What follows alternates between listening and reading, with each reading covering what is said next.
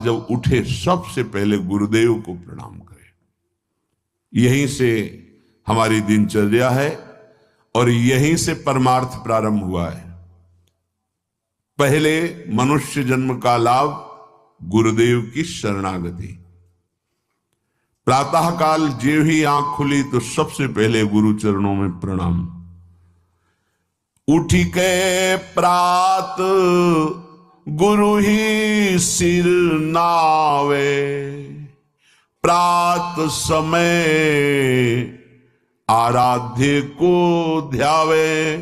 गुरुदेव को प्रणाम, फिर अपने आराध्य देव का नाम मंत्र।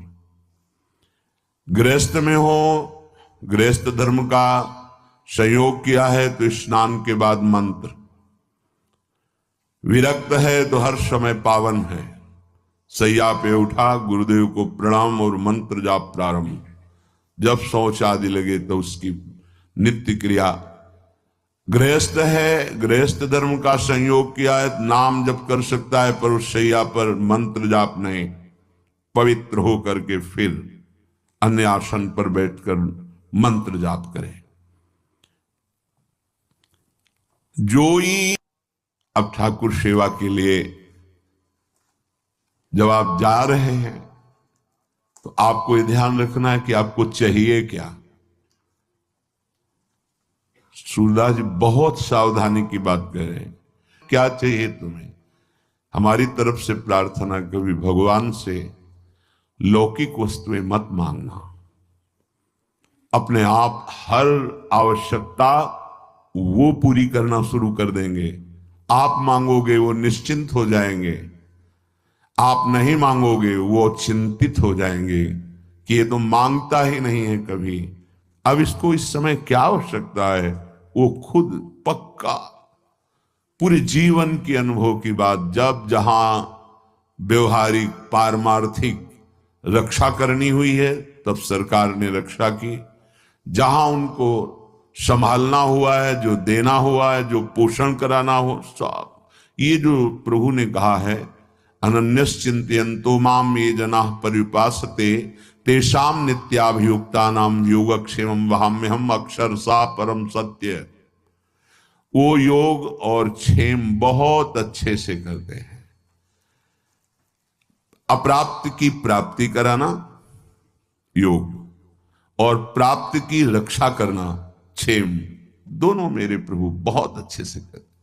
इसकी चिंता मत करो। ऐसा मांगो कि हमारा चित्त निरंतर आपसे जुड़ा रहे। बिसरियो ना बिसारियो, यही दान मुझे दो। अब जो अपने ठाकुर जी के समीप, सिंहासन के समीप पहुंचे तो सबसे पहले दंडवत किया।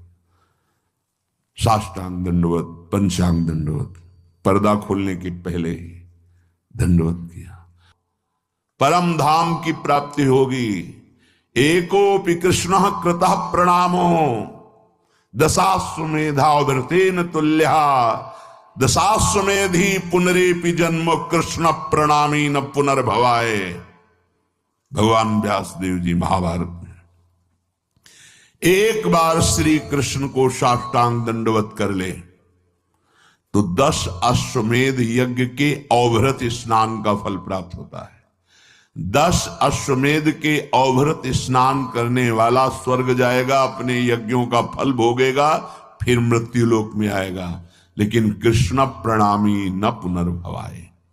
दशाश्वमेधि पुनरेपि जन्मो, तो कृष्ण प्रणामी न पुनर्भवाय। बड़े प्यार से अपने लाडली को साष्टांग दंडवत करो, पंचांग दंडवत करो। फिर बैठ करके कुछ क्षण, 1 मिनट 2 मिनट चित्त को समाहित करो और जो गुरुदेव ने भाव दिया है उस पर आओ। न मैं स्त्री हूं न पुरुष हूं। यद्यपि मैं अपने स्वरूप का अनुभव नहीं कर पा रहा हूं, पर गुरु कृपा से मैं स्वभाव करता हूं, मैं श्री जी की दासी हूं। प्यारी जो हमारी सखी हैं, हम उनकी सखी हैं। स्त्री पुरुष ये वर्दी है, पोशाक है। सच्ची मानिए, ये मैं नहीं हूं कि हम पुरुष होके कैसे नहीं। बनिता पुरुष भाव मिट जाए, सेवे ललिता दिक के भाई। हित सजनी जी है पुरुष रूप में, आचार्य रूप में विराजमान है। गुरुदेव है पुरुष रूप में दिखाई दे रहे और सखी स्वरूप से सेवा में विराजमान है। ये बाहरी पोशाक है, आत्म स्वरूप का ये स्त्री पुरुष शरीर से कोई संबंध नहीं है। जो स्वरूप है वही सहचरी है। स्थूल शरीर, सूक्ष्म शरीर, कारण शरीर, तीनों शरीरों से परे यातना शरीर, देव शरीर, संकल्पित शरीर, इन सब से परे ये सच्चिदानंद बपू किशोरी जी का प्रतिबिंब रूप, मानो जैसे एक शीशे के महल में लाखों अपने रूप दिखाई, ऐसे किशोरी जी के लाखों प्रतिबिंब स्वरूप से चर्याएं और कोई नहीं। किशोरी मात्मानम किमि सुकुमारी नुकले, अपने को, अपनी आत्म स्वरूप को वो किशोरी रूप में अनुभव करता है गुरु प्रताप से। तो हम भावना करते हैं, अपनी तिलक रचना करते हैं, शरीर में जय मनाते हुए गुरुदेव के, आचार्य के जो द्वादश तिलक है उनकी रचना रच के करते हैं। और उस समय हम भाव करते हैं कि हम श्री जी की दासी। अगर ऐसा पुरुषत्व भाव बहुत जोर का है तो हम प्रिया प्रीतम के दास हैं, ऐसा शुरू कर दो। हरिवंश बलिदासुरी तुम जो कंचन तनी, लाल मरकत मनी, उभय कल हंस, हरिवंश बलि दासुरी। दास भाव, मैं दास हूं प्रिया प्रीतम का, यहां से शुरू करो, आगे बड़ी की मात्रा लग जाएगी, वो स्थिति आ जाएगी। तिलक अर्चना करके अपने को एक क्षण भाव में पहले लाओ। अब मैं परिचर्या में जा रहे हो, अब किसकी परिचर्या में जा रहे हैं? तो सामने भाव करो, हमारे श्यामा श्याम विराजमान है।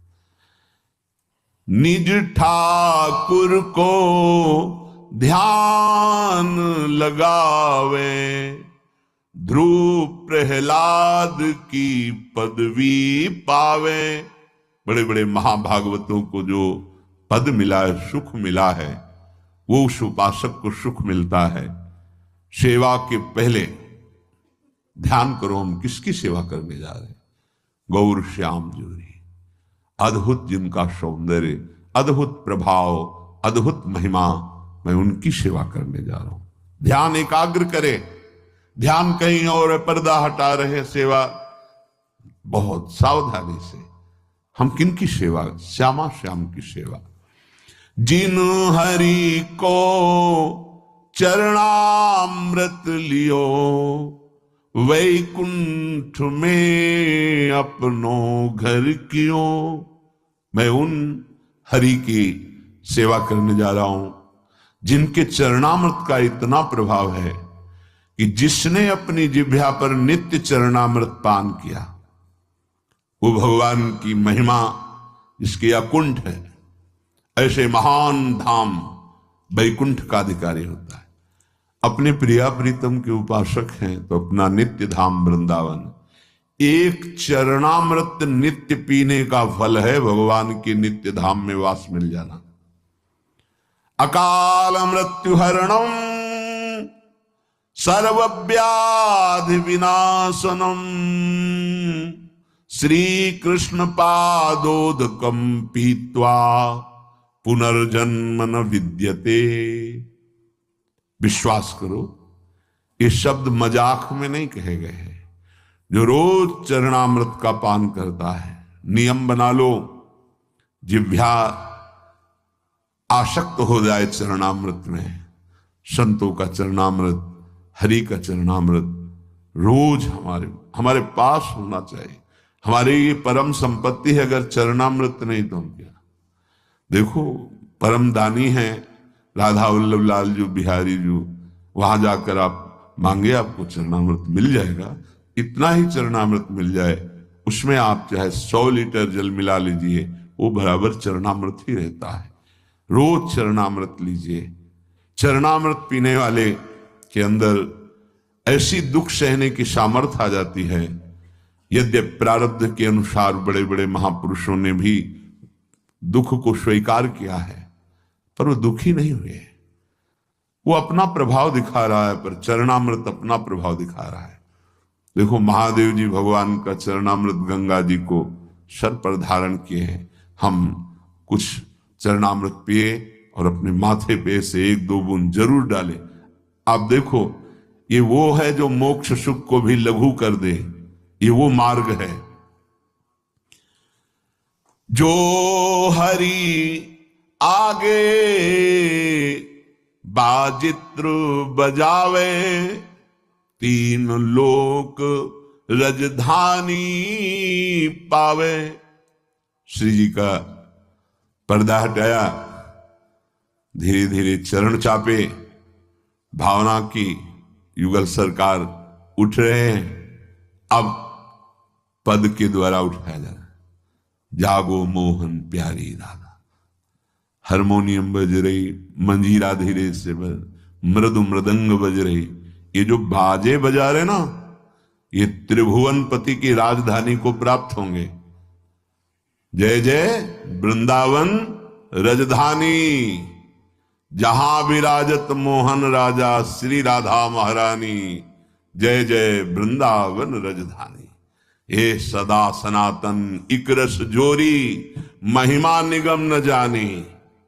जय जय वृंदावन रजधानी।